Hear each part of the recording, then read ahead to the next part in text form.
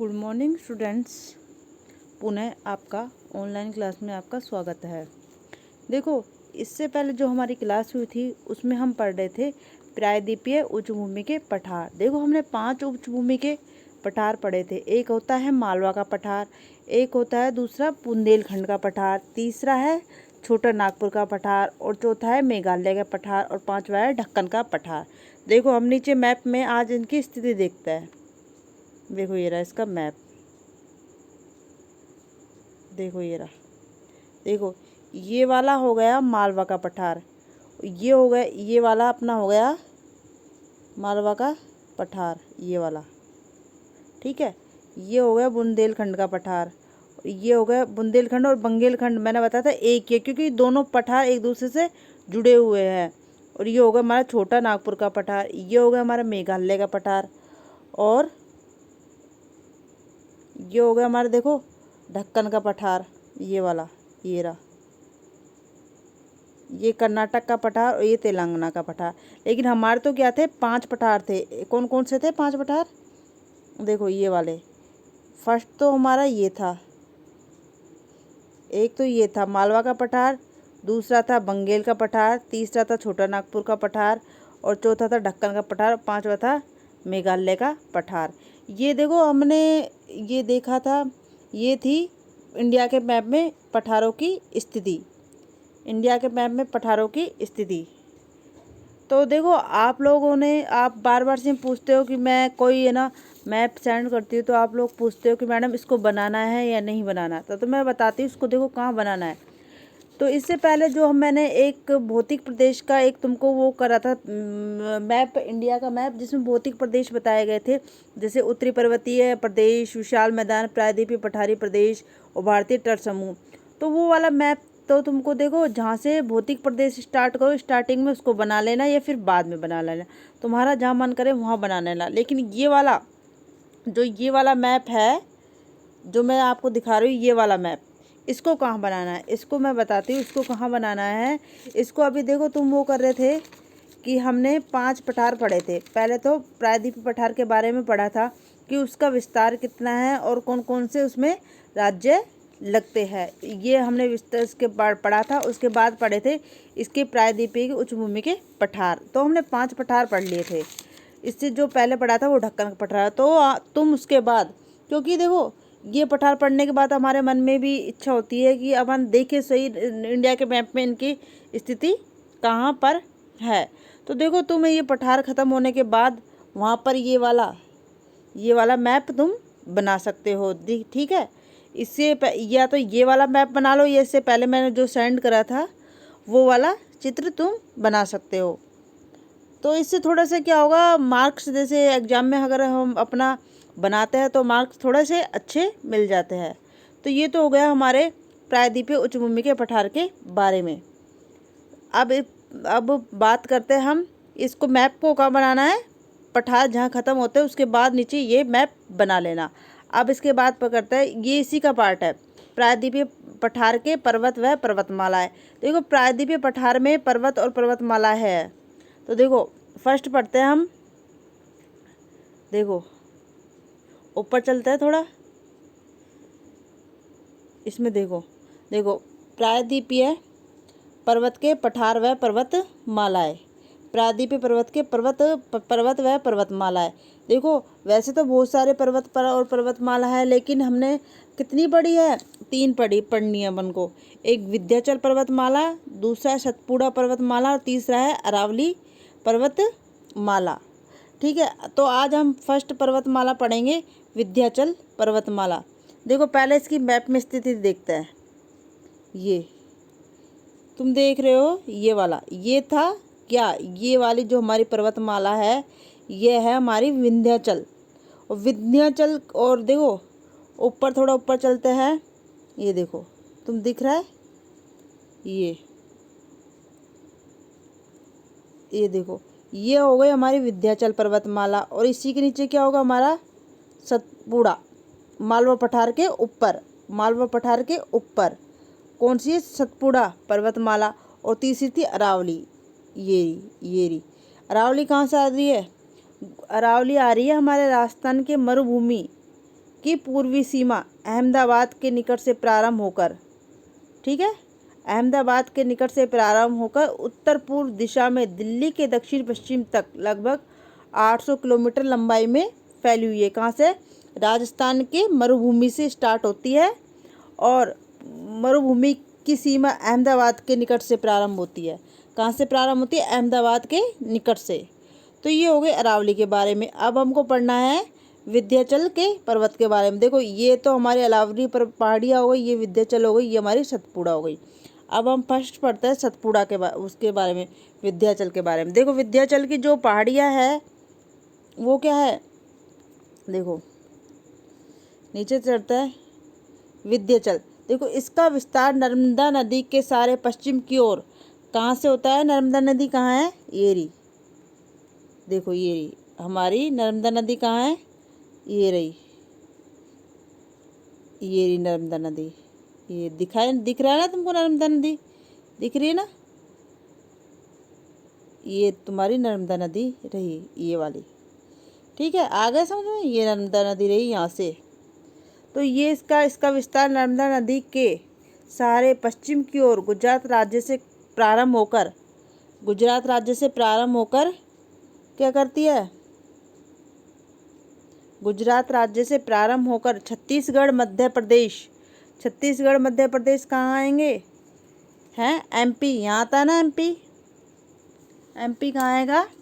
देखो एमपी यहाँ आता है, एक मिनट, यहाँ पर एमपी आता है, यहाँ पर इधर, ठीक है। इधर वाला जो हिस्सा है वो क्या कहलाएगा? इधर वाला यूपी कहलाएगा इधर, और यहाँ पर एमपी, ये हमारा गुजरात हो जाएगा, ये हमारा राजस्थान हो जाएगा, ठीक है। तो ये कहाँ से होती है? एमपी।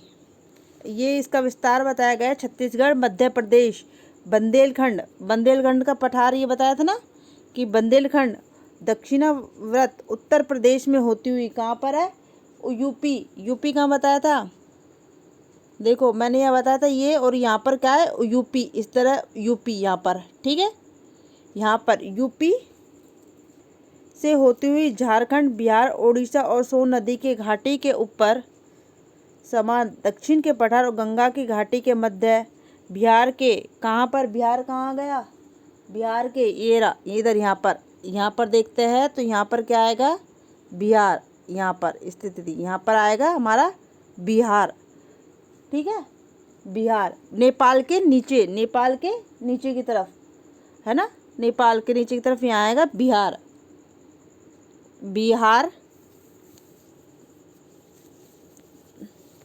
बिहार, ओडिशा सोन नदी की घाटी के ऊपर। सोन नदी कहाँ पर है? यहीं पर है, सोन नदी है, ठीक है। इधर बिहार के यहाँ पर सोन नदी के घाटी के ऊपर दीवार के समान दक्षिण के पठार व गंगा की घाटी के मध्य बिहार सासाराम जिले तक स्थित है। इसमें जो ये तो स्थिति बताई थी, देखो इतनी है। एक बार फिर रिपीट कर रही हूँ इसकी स्थिति। देखो कहाँ से होती है, कहाँ से प्रारंभ होती है? नर्मदा नदी के सारे पश्चिम की ओर गुजरात राज्य से प्रारंभ होते हुए छत्तीसगढ़, मध्य प्रदेश, बंदेलखंड का पठार या बंदेलखंड का पठार, और दक्षिणावर्त में कहाँ पर आएंगे? दक्षिणावर्त के यूपी, झारखंड, बिहार, ओडिशा और सोन नदी के ऊपरी घाट के ऊपर दीवार के समान दक्षिण के पठार और गंगा की घाटी के मध्य सासाराम जिले कहाँ है? बिहार में। सासाराम जिले ये लिखा हुआ ना, सासाराम जिले तक स्थित है। इसमें लाल व बलुआ पत्थरों की प्रधानता है। किसमें? विंध्याचल पर्वत श्रेणी में। अपने स्थिति पड़ी थी ना अभी, विंध्याचल पर्वत श्रेणी कहाँ है। इसकी औसत ऊंचाई कितनी बताई गई है? औसत ऊंचाई ये वाली, मतलब इसकी औसत ऊंचाई 750, और लंबाई कितनी है? इसकी औसत ऊंचाई 750 से 1200 मीटर है। आया समझ में? इसकी लंबाई के बारे में नहीं है, इसकी औसत ऊंचाई के बारे में है कि इसकी औसत ऊंचाई कितनी है? 750 से 1200 मीटर।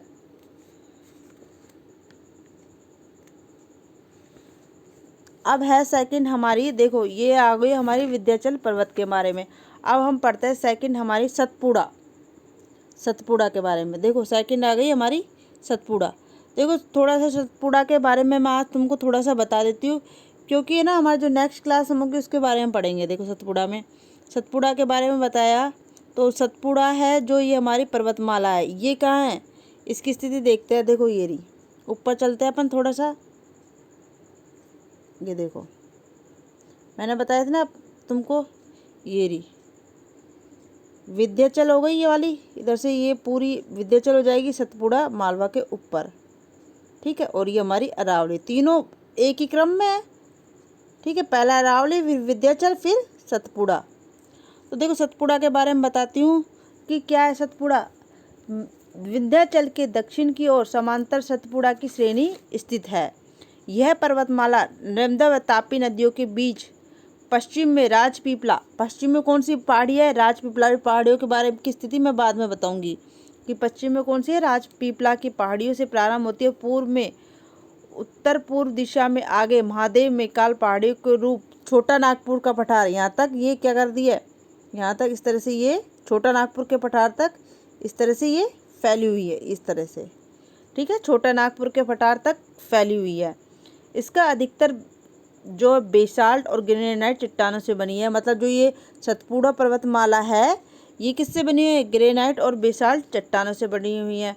इसका विस्तार, जो सतपुड़ा पर्वतमाला है इसका विस्तार देखो, यहाँ से कर्क रेखा गुजरती है इधर से, तो इसका विस्तार अक्षांशीय विस्तार बताया था ना मैंने, अक्षांशीय रेखा और देशांतर विस्तार। इसका विस्तार बताया अक्षांशीय विस्तार 21 डिग्री, 21 डिग्री से 24 डिग्री, कितना 21 से 24 डिग्री के मध्य है, के बीच में। इसकी औसत ऊंचाई कितनी है, 760, कितनी है, 760 मीटर, ठीक है। जो सतपुड़ा पर्वतमाला है वो क्या है, सबसे ऊंची चोटी कौन सी है, धूपगढ़, धूपगढ़ ये जो सतपुड़ा पर्वतमाला है यहाँ पर हमारी, देखो ये जो सतपुड़ा पर्वतमाला है इसमें एक चोटी भी है, चोटी भी है जो सबसे ऊंची चोटी, जिसका नाम क्या है, धूपगढ़, जो 1700 कितनी मीटर है, 1350, 1750 नहीं 1350 और महादेव पर्वत पर स्थित है। इसकी दूसरी मुख्य चोटी कौन सी है, अमरकंटक, जो किसकी ऊंची कितनी है, 1127 मीटर। देखो ये तो हुआ हमारी आज सतपुड़ा पर्वत के बारे में, एक विंध्याचल के बारे में और एक सतपुड़ा पर्वत के बारे में।